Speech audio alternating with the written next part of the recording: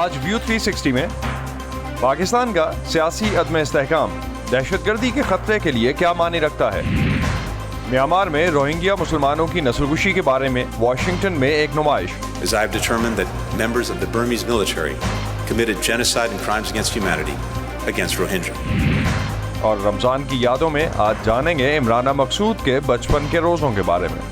پہلا دوسرا روزہ کوئی یاد ہے مجھے تو جس میں میں بہت ایکسائٹڈ تھی، لیکن شام ہوتے ہوتے میں توبہ کر رہی تھی میں نے کیوں رکھا، کیونکہ بہت بھوک لگ رہی تھی.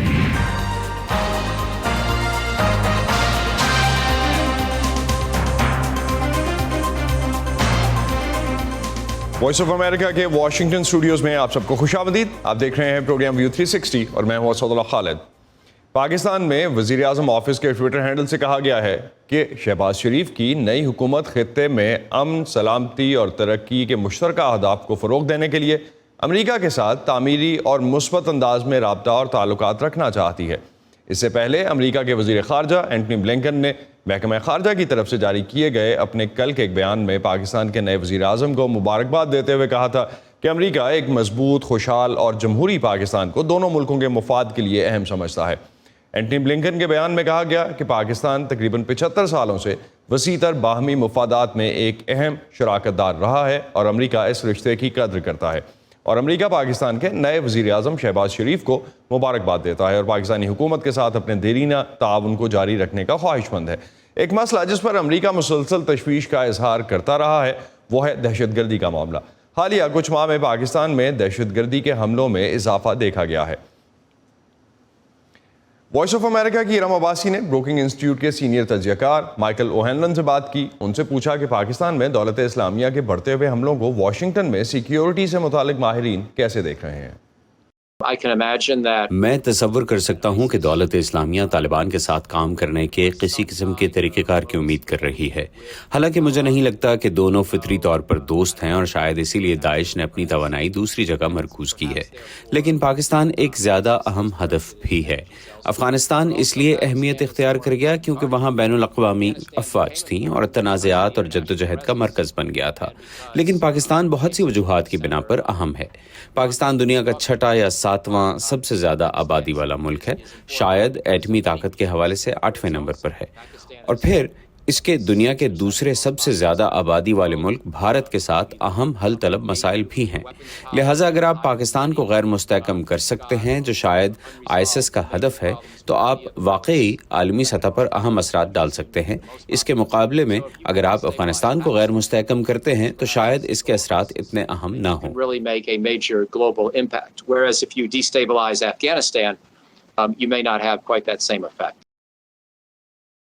امریکہ ایک مستحکم پاکستان دیکھنا چاہتا ہے کیونکہ یہ اس کے اپنے مفاد میں ہے، لیکن یہ دیکھنا باقی ہے کہ پاکستان کی نئی حکومت انتہا پسندی سے کیسے نمٹتی ہے. یہ کہنا تھا مائیکل اوہینلن کا. ہم یقینی طور پر پاکستان کو غیر مستحکم نہیں دیکھنا چاہتے. ہمیں دہشت گردوں کی ممکنہ محفوظ پناہ گاہوں پر تشویش ہے. ہم پاکستان کے جوہری ہتھیاروں کی سیکیورٹی کے بارے میں فکر مند ہیں. ہمیں سرکاری عہدیداروں کی ہلاکتوں اور ممکنہ طور پر مسلح افواج کے اندر شدت پسند عناصر کے اثر و رسوخ پر پریشانی ہے. لہٰذا ان تمام وجوہات کی بنا پر امریکہ اپنی قومی سلامتی کے انتہائی خود غرضی پر مبنی مفاد کے لیے پاکستان کو مستحکم دیکھنا چاہتا ہے. ہمیں پاکستان کو کریڈٹ دینا ہوگا کہ اس نے کئی انتخابات اور گزشتہ ہفتے ہی ایک آئینی بحران کا سامنا کیا ہے اور فوجی بغاوتوں سے اور خانہ جنگی سے بچا رہا ہے، اور یہی پاکستانی عوام پر میرے یقین کی ایک وجہ ہے. بدقسمتی سے فوج پر سویلین کنٹرول مضبوطی سے قائم نہیں ہو سکا ہے اور فوج اکثر طالبان کے ساتھ روابط قائم رکھنا چاہتی ہے اور اس طرح بھارت مخالف موقف بھی رکھتی ہے. یوں سمجھیں کہ میں پاکستان کی خارجہ پالیسی میں پاکستانی فوج کے کردار کے بارے میں نروس رہتا ہوں اور ہمیں آنے والے مہینوں اور سالوں میں اس صورتحال کا احتیاط سے جائزہ لینا پڑے گا. آج ہی پاکستان کے DG ISPR major general Babar Iftikhar نے اسلام آباد میں ایک پریس کانفرنس میں کہا کہ فوج کا سیاست سے کوئی تعلق نہیں اور یہ کہ فوج منتخب حکومت کی تابع ہے. انہوں نے یہ بھی کہا کہ پاکستان میں اب کبھی مارشل لاء نہیں لگے گا. اب بات کرتے ہیں واشنگٹن میں 2+2 ڈائیلاگ کے خاتمے پر جاری کیے گئے مشترکہ اعلامیے میں پاکستان کے ذکر کی، جسے ریڈیو پاکستان کے مطابق پاکستان کے دفتر خارجہ نے غیر منصفانہ کہہ کر مسترد کر دیا ہے. منگل کو بھارتی اور امریکی وزرائے دفاع اور خارجہ کے درمیان ہونے والے 2+2 ڈائیلاگ میں پاکستان سے مطالبہ کیا گیا تھا کہ وہ اس بات کو یقینی بنانے کے لیے فوری، پائیدار اور ٹھوس کارروائی کرے کہ اس کے زیر انتظام کوئی بھی علاقہ دہشت گردی کے حملوں کے لیے استعمال نہ ہو۔ یہ اعلامیہ ایک ایسے وقت میں جاری ہوا ہے جب گزشتہ چند ماہ سے خود پاکستان کے اندر دہشت گردی کی کارروائیوں میں اضافہ ہوا ہے۔ حالیہ چند مہینوں میں خاص طور پر پاکستان کے اندر داعش خراسان کے حملوں میں شدت آئی ہے۔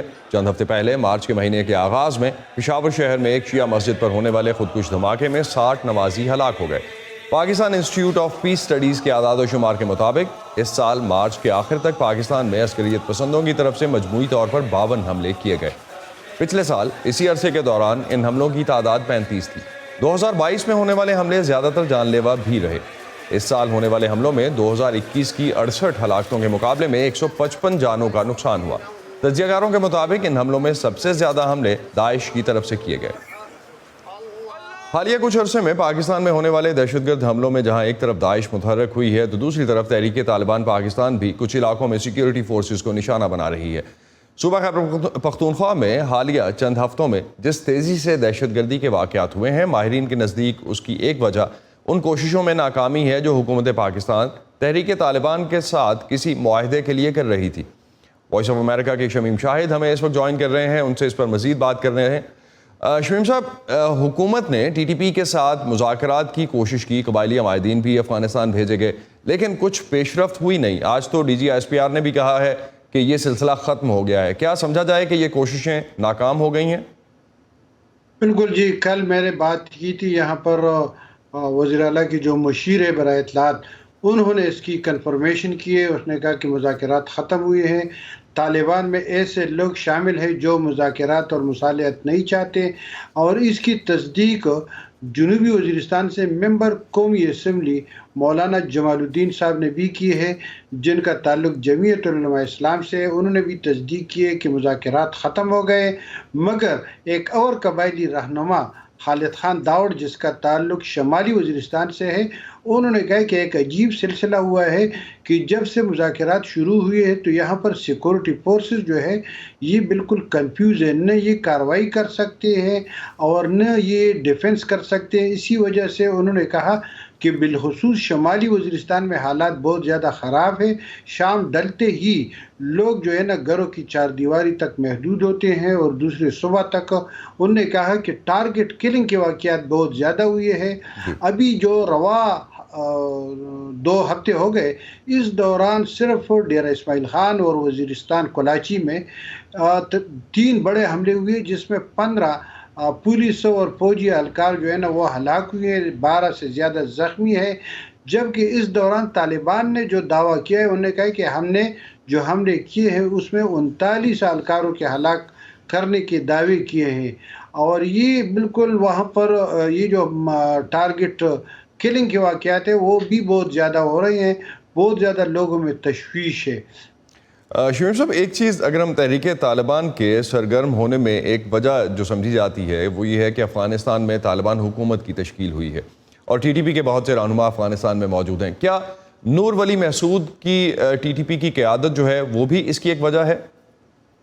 بالکل، دیکھیں نا وہاں پر جو ہے نا طالبان نے جو افغان طالبان نے انہوں نے تو پہلے مذاکرات شروع کیے تھے حکومت پاکستان کے اصرار پر، اور اس کے کئی دور ہوئے تھے۔ وہاں پر خوست میں ہوئے تھے، پکتیا پکتیکا میں ہوئے تھے۔ مفتی نور ولی محسود کے ساتھ سراج الدین حقانی کے بھائی جو ہے خلیل حقانی اور انس حقانی نے خود کابل میں بھی ملاقاتیں کی تھی، مگر یہ مذاکرات جب ناکام ہوئے تو ابھی تک وہاں پر پھر اس کے بعد طالبان نے افغان طالبان نے یہ کہا کہ وہ پاکستانی طالبان کے خلاف افغانستان میں کوئی کارروائی نہیں کریں گے اور نہ ان کو یہاں پر اجازت دیں گے، مگر حقیقت اس کے برعکس ہے۔ وہاں پر جو افغانستان میں مفتی نور ولی ہے یا ان کی دیگر ساتھی ہے وہ وہاں سے مطلب اس کو کنٹرول کرتے ہیں، اور یہاں پر جو بھی واقعہ ہو جاتا ہے تو اس کی 2-3 منٹ کے اندر اندر اس کی ذمہ داری بھی قبول کی جاتی ہے۔ وہاں پر طالبان کی تمام قیادت وہاں پر موجود ہے، مگر ایک بات ہے کہ وہاں پر بھی طالبان جو ہے پاکستانی طالبان ان کی مطلب خلاف جو ہے پراسرار طور پر ان کی گات لگا کر قتل کی وارداتیں ہو رہی ہیں۔ حال ہی میں کابل میں ایک ہوا ہے، کنڑ میں 2 واقعات، یہ ابھی تقریباً 2-3 ہفتوں کے دوران یہ واقعات ہوئے ہیں۔ تو شمیم صاحب، ایک طرف تو ہم دیکھ رہے ہیں کہ مذاکرات کو کامیاب کرنے یا امن قائم کرنے کے لیے حکومت پاکستان جو ہے وہ مختلف تحریک طالبان کے جو رہنما تھے ان کو رہا کر چکی ہے۔ اب اور کیا کرنا پڑے گا پاکستان کی حکومت کو کہ امن قائم ہو سکے یا مذاکرات کامیاب ہو سکیں؟ طالبان کا اصرار ہے کہ ان کی جو سرکردہ رہنما ہے اس میں مسلم خان ہے، ملک محمود ہے اور دیگر لوگ شامل ہیں۔ وہ چاہتے کہ اور عبدالولی جو مومن ایجنسی سے گرفتار ہوا تھا وہ بھی اس میں شامل ہے۔ ان کا اصرار ہے کہ سب سے پہلے ان کو رہا کیا جائے، مگر دوسری طرف جو سب سے بڑا پریشر ہے وہ پاکستان کی سول سوسائٹی آرگنائزیشن اور عدلیہ کا ہے۔ اگر آپ دیکھیں جب مذاکرات شروع ہوئے تو اسلام آباد میں ایک مظاہرہ ہوا تھا سول سوسائٹی آرگنائزیشن نے، اسی طرح سپریم کورٹ آف پاکستان نے بھی اس کا ایک نوٹس لیا تھا کہ جو کچھ ہوگا وہ پاکستان کی سپریم کورٹ آف پاکستان کو بتایا جائے گا، اور اسی طرح سول سوسائٹی آرگنائزیشن نے طالبان کو کسی قسم کی ریلیف دینے سے مخالفت کی تھی۔ اسی وجہ سے یہ بہت بڑی رکاوٹ جو مجھے دکھائی دیتا ہے کہ عدلیہ اور سول سوسائٹی آرگنائزیشن میرے خیال میں بڑی رکاوٹ ہے۔ بہت بہت شکریہ شمیم شاہد آپ کا اس حوالے سے ہمیں بتانے کا جو اوور آل ڈیولپمنٹس اب تک رہی ہیں، اور خاص طور پہ جو ہم دیکھ رہے ہیں کہ طالبان کے ساتھ، تحریک طالبان پاکستان کے ساتھ جو تعلقات ہیں اور جو مذاکرات ہیں وہ ناکام ہو چکے۔ تازہ ترین خبریں، اہم واقعات، آڈیو ویڈیو رپورٹس اور تجزیے دیکھیں، سنیں اور پڑھیں VOA اردو کی اسمارٹ فون ایپ پر۔ خبریں اب ہر وقت آپ کی مٹھی میں۔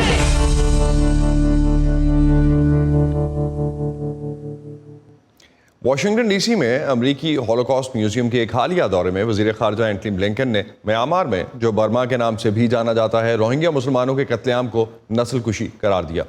برما نسل کشی کے راستے پر اس عنوان سے ہونے والی نمائش میں بتایا گیا ہے کہ کس طرح روہنگیا باشندوں کو جو کبھی میانمار کے شہری تھے منظم انداز میں نشانہ بنا کر ختم کیا گیا۔ سن 2017 میں مغربی میانمار میں فوج نے ریاست راکھین میں زیادہ تر مسلمان روہنگیا آبادی پر مشتمل کمیونٹیز پر حملہ کیا۔ فوجیوں نے گھروں، سکولوں، دکانوں اور مساجد کو آگ لگا دی۔ 9000 سے زیادہ روہنگیا شہریوں کو ہلاک کر دیا گیا۔ برما نسل کشی کے راستے پر کے عنوان سے امریکہ کے ہولوکاسٹ میوزیم میں ہونے والی اس نمائش میں ویڈیوز، تصاویر، ذاتی تجربوں اور تاریخی دستاویزات کی مدد سے میانمار کے روہنگیا مسلمانوں کی حالت زار بیان کی گئی ہے۔ امریکی وزیر خارجہ اینٹنی بلنکن نے میوزیم میں اپنی ایک حالیہ تقریر میں میانمار کی فوج کے روہنگیا کے خلاف وسیع پیمانے پر منظم ظلم و ستم کو نسل کشی قرار دیا۔ میں اس نتیجے پر پہنچا ہوں کہ روہنگیا کے خلاف برما کے فوجیوں کے نسل کشی اور انسانیت سوز جرائم کو 8 برس ہو گئے ہیں۔ میرے خیال میں امریکہ کا یہ عزم ایک ریکارڈ قائم کرتا ہے اور نسل کشی کی تردید کے خلاف نگرانی میں مدد کرتا ہے، اور میرے خیال میں وزیر خارجہ اپنے بیان میں اور ایسا تعین کرنے کے فیصلے کی وضاحت میں بہت واضح تھے۔ وہ تمام ثبوت دکھانے کے لیے ایسے شواہد جو نہ صرف یہاں اس ہولوکاسٹ میوزیم کی نمائش میں اکٹھے کیے گئے ہیں بلکہ وہ بھی جو محکمہ خارجہ اور غیر جانبدار تفتیش کاروں اور روہنگیا برادری نے خود اکٹھے کیے ہیں، یہ ثابت کرنے کے لیے کہ ہاں نسل کشی ہوئی ہے۔ اقوام متحدہ کے پناہ گزینوں کے ادارے کے مطابق سن 2017 سے اب تک تقریباً 9 لاکھ روہنگیا افراد نے میانمار کی ریاست راکھین سے نقل مکانی کر کے بنگلہ دیش میں پناہ حاصل کی ہے۔ اپنے بیانات میں زندہ بچ جانے والے روہنگیا مسلمانوں نے اپنے بچوں، شوہر اور والدین کو کھو دینے کی داستانیں سنائی ہیں۔ انڈریا گٹلمن کہتی ہیں کہ ان کی بے دخلی اشروں طویل منظم طور پر صفایا کرنے کی مہم کا نتیجہ ہے، پہلے دستاویزات کے ذریعے اور پھر بہیمانہ جبر کے ذریعے۔ ہم نے جن روہنگیا افراد سے بات کی انہوں نے کہا کہ ایک وقت تھا جب وہ برما سے تعلق رکھتے تھے، انہوں نے سرکاری اہلکاروں کی حیثیت سے کام کیا، استاد کی حیثیت سے کام کیا، انہیں یونیورسٹی جانے کی اجازت تھی، انہیں ملک کے دوسرے لوگوں کی طرح حقوق اور مواقع تک رسائی حاصل تھی۔ بے شک وہ نسلی اور مذہبی طور پر ایک اقلیت تھے، لیکن ان کے ساتھ کبھی وہ سلوک نہیں کیا گیا جو 20ویں صدی میں ان سے روا رکھا گیا۔ انڈریا کہتی ہے کہ آہستہ آہستہ میانمار کی فوج نے روہنگیا افراد کی شناخت کو چھیننا شروع کیا۔ حکام نے ان کے قومی شناختی کارڈز ضبط کر لیے۔ 1982 تک روہنگیا، جو اب تک بدھ اکثریت والے ملک میں ایک مسلمان اقلیت تھے، اپنی شناخت کھو بیٹھے۔ 1982 کا شہریت کا قانون وہ کلیدی وقت تصور کیا جاتا ہے جس نے زیادہ تر روہنگیا افراد کی شہریت چھین لی اور وہ ملک میں بے وطن گروہ بن کر رہ گئے۔ وہ کہتے ہیں کہ اس قانون نے امتیازی سلوک اور ظلم و جبر کی مزید کارروائیوں کی بنیاد رکھی۔ ظلم و ستم سے فرار ہونے والے روہنگیا اب بنگلہ دیش کے پناہ گزین کیمپوں میں رہ رہے ہیں۔ وہ کہیں جانے کے قابل نہیں ہیں اور بہت سے انسانی اسمگلروں کے ہتھے چھڑ جاتے ہیں۔ نور محمد ان پناہ گزینوں میں سے ایک ہیں جو ایک بہتر زندگی کی تلاش کے لیے کیمپ سے چلے جانا چاہتے ہیں۔ حالات بہت خراب ہیں اس کیمپ میں، زندگی بہت مشکل ہے۔ ہم 90 مربع فٹ کے ایک کمرے میں خاندان کے 8 افراد رہ رہے ہیں، میری بیوی، میرے والدین اور میرے بچے بھی۔ یہ کافی نہیں ہے۔ کسی دوسرے ملک میں ہمیں کم از کم بنیادی انسانی حقوق تو ملیں گے۔ آنڈریا گٹلمن کہتی ہیں کہ ہولوکاسٹ میوزیم میں روہنگیا ایگزیبیشن ہمیں یہ یاد دلاتی ہے کہ نسل کشی کو اس کے عمل میں آنے سے پہلے روک دینا ضروری ہے۔ انتباہ کرنے والی علامات ہمیشہ سامنے آتی ہیں اور ایسے اقدامات ہیں جو اس صورت میں کیے جا سکتے ہیں۔ اگر پالیسی ساز اپنے شہریوں کے تحفظ کو ترجیح دیں، ان اقلیتی گروہوں کا تحفظ جو بڑے پیمانے پر اذیتوں کا شکار ہو سکتے ہیں۔ پنیلپی پاولو کے ساتھ Imran Jadoon, voice of America. اور یہ بات ہے ساری معلومات کی، اور جس طرح سے یہ معلومات شیئر کی جا رہی ہیں وہی ایک پورا پیٹرن ڈیفائن کرتی ہیں۔ روس کے یوکرین پر حملے کے بعد سے بھی ہم دیکھیں تو سوشل میڈیا پر جنگ کے بارے میں مسلسل کچھ درست اور کچھ غلط معلومات پھیلائی گئی ہیں، لیکن سوشل میڈیا پر ملنے والی یہ معلومات نوجوانوں اور دیگر لوگوں کے ذہنوں کو متاثر کر رہی ہیں، اور ایک ایسے وقت میں جب دنیا کی توجہ روس یوکرین جنگ پر ہے، ایک اور جنگ لوگوں کے موبائل فونز پر لڑی جا رہی ہے۔ اطلاعات کی دنیا میں ٹک ٹاک ایک میدان جنگ بن گیا ہے۔ نوجوانوں میں مقبول یہ پلیٹ فارم جو ڈانس ویڈیوز کے لیے معروف ہے، اب کچھ لوگوں کے لیے یوکرین کی جنگ کی خبروں کا ذریعہ بن گیا ہے۔ ٹک ٹاک پر ہر سیکنڈ آنے والی غیر مصدقہ اطلاعات سے کچھ تجزیہ کاروں کو تشویش ہے کہ یہ پلیٹ فارم دنیا بھر میں اپنے 1 ارب صارفین کو گمراہ کر رہا ہے۔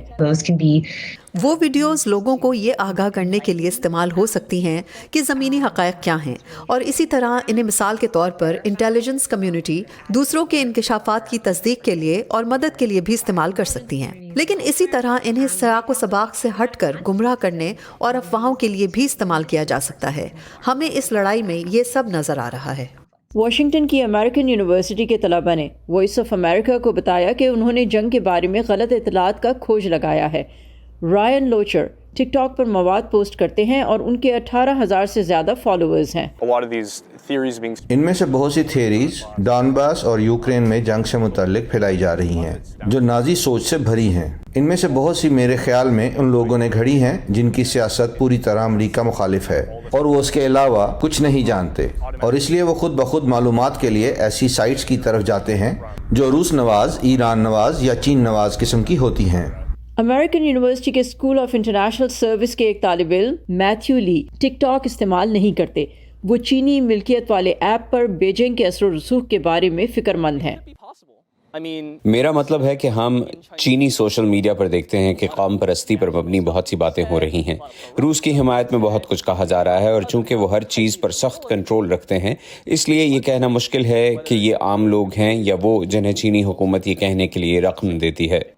امریکن یونیورسٹی کی ایک طالبہ البینا توکاکووا کا خیال ہے کہ روس اور یوکرین دونوں لڑائی کے بارے میں اپنے بیانیے کے لیے ٹک ٹاک اور سوشل میڈیا کو استعمال کر رہے ہیں۔ کبھی وہ اسے محکومیت کے خلاف جنگ کہتے ہیں اور کبھی روس کو نجات دہندہ ظاہر کرتے ہیں۔ میں محسوس کرتی ہوں کہ یقینی طور پر ہر ملک اپنا نقطۂ نظر ظاہر کرنے کی کوشش کر رہا ہے اور یہ دکھا رہے ہیں کہ وہ کچھ کھو رہے ہیں یا یہ کہ وہ حق بجانب ہیں۔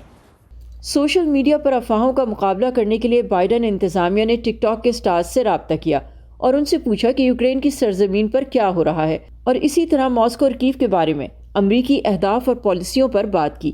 تجزیہ کاروں کا کہنا ہے کہ انتظامیہ کو امید ہے کہ یہ پیغام روسیوں کے گھروں تک پہنچے گا جہاں سینسر کے بغیر خبروں کی ترسیل درہم برہم کر دی گئی ہے۔ اطلاعات کی دنیا میں جس طرح وائٹ ہاؤس نے حقیقتاً مؤثر انداز میں صحیح اطلاعات کے میدان میں سچائی پر مبنی اطلاعات کے ذریعے مقابلہ کیا ہے، مثال کے طور پر روسی فوجیوں کی ہلاکتوں کو سامنے لے کر آنا، وہ بائیڈن انتظامیہ کا سچائی پر مبنی خبروں کو اس صورتحال سے مقابلے کے لیے استعمال کرنے کا ایک اور طریقہ ہے۔ ٹک ٹاک کا نوجوان صارفین کا بیس اسے ایسے لوگوں کے نظریات اور آرا کو بدلنے اور کوئی شکل دینے کے لیے ایک مؤثر آلہ بنا دیتا ہے جو بہت جلد متاثر ہو جانے کی صورتحال میں ہو. کسی بھی سوشل میڈیا پلیٹ فارم کی طرح اسے مطلع کرنے یا گمراہ کرنے دونوں کے لیے استعمال کیا جا سکتا ہے. علی صدیقی کے ساتھ صبا شخان، وائس آف امریکہ. امریکہ جو ملک ہے خوابوں کا، اپنے خوابوں کو حقیقت بنانے والوں کا، اپنی ایجاد سے دنیا بدلنے والوں کا، تحقیق، تجربات اور ٹیکنالوجی سے ہم سب کو نئی راہ دکھانے والوں کا، کچھ کر گزرنے کا جذبہ لیے اپنے کل روشن بنانے والوں کا. ایسے ہی ڈریمرز اور اچیورز کی کہانیاں دیکھیے ویو 360 میں آج نیوز پر. ادب اور مزاح میں دلچسپی رکھنے والے انور مقصود کے نام سے تو بخوبی واقف ہیں. آج رمضان کی یادوں میں آپ کی ملاقات کرواتے ہیں ان کی اہلیہ عمرانہ مقصود سے، جو خود ایک معروف شیف ہیں. کہتی ہیں کہ ان کے بچپن میں افطار میں خاص پکوان، جلیبیاں اور خاص شربت ہوتا تھا، لیکن آج کل تو ہم بس پانی پیتے ہیں پھر کھانا کھا لیتے ہیں. عمرانہ کا کہنا ہے کہ انور انہیں عیدی میں بہت بڑی رقم دیتے ہیں تاکہ وہ بہت دن تک چپ رہیں. دیکھیے معروف مصنف انور مقصود کی اہلیہ اور شیف عمرانہ مقصود کی رمضان کی یادیں. مجھے ایگزیکٹلی اپنی روزہ کشائی یاد نہیں ہے، لیکن پہلا دوسرا روزہ کوئی یاد ہے مجھے، تو جس میں میں بہت ایکسائٹیڈ تھی، لیکن شام ہوتے ہوتے میں توبہ کر رہی تھی میں نے کیوں رکھا، کیونکہ بہت بھوک لگ رہی تھی اور شدید برا طبیعت خراب تھی، گرمیاں بہت شدید تھیں. اسی زمانے کی بات ہے، بڑے مزے کی. ہمارے یہاں ایک مہمان آ کے ٹھہرے تو ان صاحب کو پاپا نے اوپر کا کمرہ گھر دے دیا تھا، اور جب روزہ کھولنے والے ہوتے تھے تو میں اور میری کزن ستارہ، چھوٹی بہن پارو اور میں امو، ہم 3 لڑکیاں کسی صورت سے ان کے روزے کے ٹائم پہ اوپر چلے جاتے تھے. وہ اتنی مزے کی چیزیں کھا رہے ہوتے تھے. ایک چیز وہ لائے تھے کھنی، ہمیں نہیں پتا تھا کھنی کیا چیز ہوتی ہے، اتنے مزے کی ہوتی تھی جو ابھی چیکو کے مزے کی ہوتی ہے. ہمیں یہ شرم نہیں تھی کہ یہ مہمان ہیں، ہم ان کے ساتھ نہ بیٹھیں، لیکن اور ہمیں کسی نے روکا بھی نہیں کبھی، کیونکہ ہم بس ایک ماشاءاللہ سے آزاد پرندہ تھے. ہمارے باغ میں آم کے باغ تھا، اس میں کچی کیریاں نکلی ہوتی تھیں، تو ہم کچی کیریوں کا شربت پیتے تھے. اس کے علاوہ جلیبیاں ایک خاص امپورٹنٹ آئٹم ہوتا تھا روزہ کھولنے کا، اور کچی کیریوں کا شربت. پھر لسی کبھی بن جاتی تھی تو لسی بھی ہوتی تھی، لیکن پراٹھے، پوریاں، قیمہ، اس طرح کی چیزیں تو وہ ہوتی تھیں. اور لیکن بڑے لوگ اپنے لیے وہی پرانے طریقے کا کھانا کھاتے تھے. بچوں کو بٹھالنے کے لیے تاکہ ان کا روزے کا انٹرسٹ قائم رہے تو وہ نئی چیزیں کرتی تھیں امی ہماری. مجھے پکانے کا بہت شوق ہے. میری 3 کوک بکس ہیں. کچھ ایسی چیزیں خاص ہیں جو کہ میرے علاوہ کوئی فیملی میں نہیں بناتا ہے. انور صاحب کی فرمائش جب ہوتی ہے تو خود ہی پکاتے ہیں، میں ان کی فرمائش پہ نہیں پکاتی ہوں.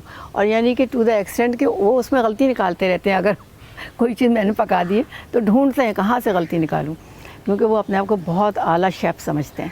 آج کل دسترخوان بالکل بدل گیا ہے. میری بہو بہت پکی روزے دار ہے، میرے بچے بالکل پکے روزے دار ہیں، مگر سب بس پانی پیتے ہیں اور پانی پی کے کھانا کھاتے ہیں. اب وہ طریقے ہی ختم ہو گئے. میں ابھی بھی جلیبی کے لیے تڑپتی ہوں کہ مجھے مل جائے. انور سب کو عیدی دیتے ہیں اور میں بھی دیتی ہوں، لیکن میں اپنی حیثیت کے حساب سے دیتی ہوں. لیکن انور ماشاءاللہ سے سب کو ایسے، اور مجھے تو خاص کر کے بہت بڑی رقم دیتے ہیں. اور رقم میں نہ بتاؤں تو اچھا ہے، کیونکہ بہت بڑی رقم دے دیتے ہیں تاکہ یہ بہت دن چپ رہے. اسی پر ختم کرتے ہیں آج کا ویو 360. اسٹے سیف اور پاکستان اور خطے سمیت دنیا بھر کی اہم خبروں اور دلچسپ معلومات کے لیے آپ آ سکتے ہیں ہماری ویب سائٹ urduvoa.com پر. یہ سارا کانٹینٹ آپ کو ملے گا ہمارے سوشل میڈیا پلیٹ فارمز پر بھی، facebook.com/VOA Urdu. یوٹیوب پر ہمارا چینل ہے VOA اردو کے نام سے. ٹویٹر اور انسٹاگرام پر ہمارا ہینڈل ہے @urduvoa. اب تک کے لیے اتنا ہی. اسد اللہ خالد کو اجازت دیجیے. خدا حافظ.